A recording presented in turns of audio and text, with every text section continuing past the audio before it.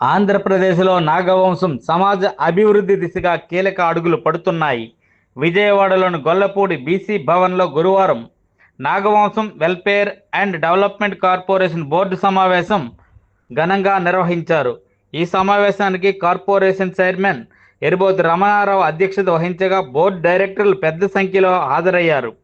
సమావేశంలో నాగవంశం సమాజ అభివృద్ధికి సంబంధించిన పలు కీలక అంశాలపై విస్తృతంగా చర్చించారు. అనంతరం తీసుకున్న నిర్ణయాలను రాష్ట్ర ప్రభుత్వానికి పంపించారు. ఇదే సందర్భంగా విజయనగరం జిల్లాలో నాగవంశ పరిణయ పరిచయ వేదిక కార్యక్రమం నిర్వహించనున్నట్లు ప్రకటించారు.